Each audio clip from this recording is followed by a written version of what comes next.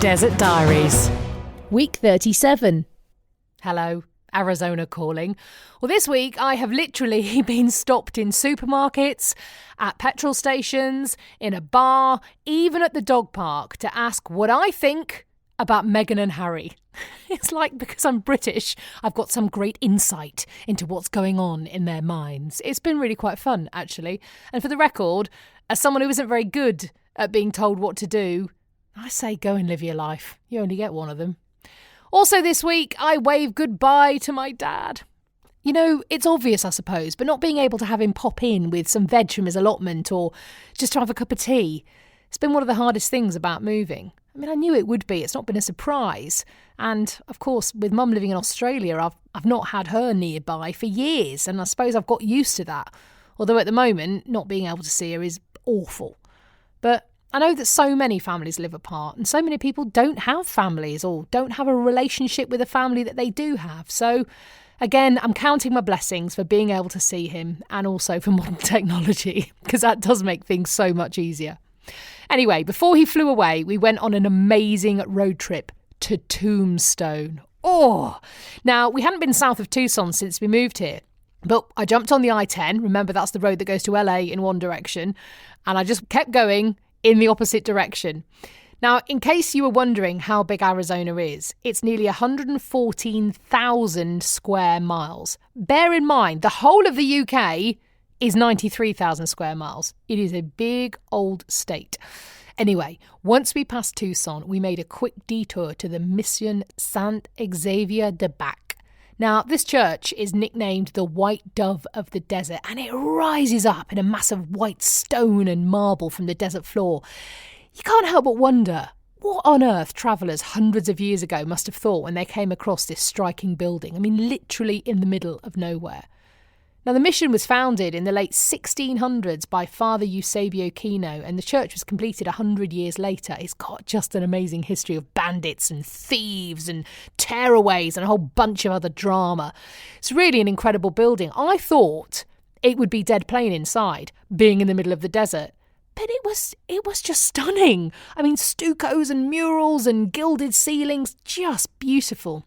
It's still a working Catholic church, the oldest, in fact, in Arizona. Have a look at my Instagram story, you'll see it on there.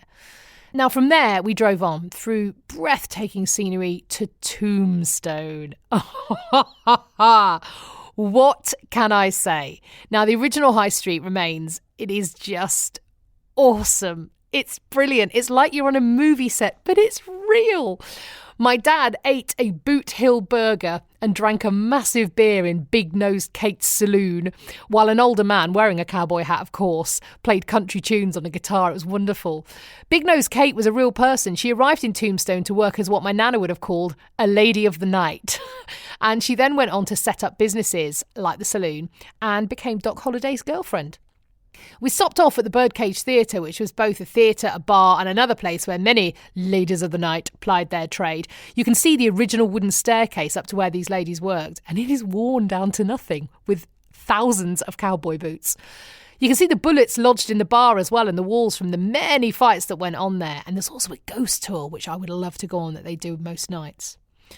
Then we went on to the main event because twice a day in Tombstone, they reenact the gunfight at the OK Corral, where Doc Holliday and Wyatt Earp and his brothers killed the outlaw McClory and Clanton brothers. It was terrific. The closest, actually, I've got to a panto since living here. They did it so well. It was really, really worth going.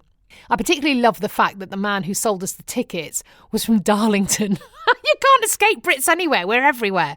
And he looked not unlike Ozzy Osbourne in kind of circa 1970. It was really quite spectacular. After a trip to Boot Hill Cemetery, we were about to go home when someone tweeted me, at Walker Sam, hello, and said, if you're that far south, you must go to Bisbee. So we thought, well, in for a penny, we drove on. Now, the scenery in that last stretch of Arizona is unbelievable. You know, when you watched Westerns as a kid, I always used to think that scenery was painted on. You know, when the cowboy rode off into the sunset and you were like, yeah, that's a painting. It's not. It's really not. Loads of early Westerns were made in southern Arizona, and just the size of the sky and the mountains and the vastness of the desert take your breath away. Bisbee is a really beautiful town, actually, quite surprising. You snake through these mountains to get there. And the whole town is set into the side of a mountain. It's like another big mining town, Jerome, I suppose, like that. Had a really European vibe to it. Mining was big business here as so many other places around Arizona. And we gawped at the huge lavender pit, as it was called, a 900 feet deep pit where all the copper mining took place. We ate a piece of cake the size of our heads in the High Desert Cafe and chatted to the owner there. And because Bisbee's just 20 miles from the Mexican border, she told me how everyone she knows pops to Mexico for both the dentist and the doctor. Fees there are about 30% of what you pay in the States. Isn't that shocking? And as she pointed out, most medical professionals there got their degrees in the States anyway. It's just a crazy system. I do not understand it. Do have a look at my Instagram story. It's called Tombstone. It also features a rather interesting statue dedicated to all the miners of Bisbee. It's kind of sexy. I'll leave it at that. It was really great end to Dad's day. Now he goes home, of course, to hospital appointments and possible difficult outcomes. I'm holding my breath again. So cross your fingers for us. See you in the desert.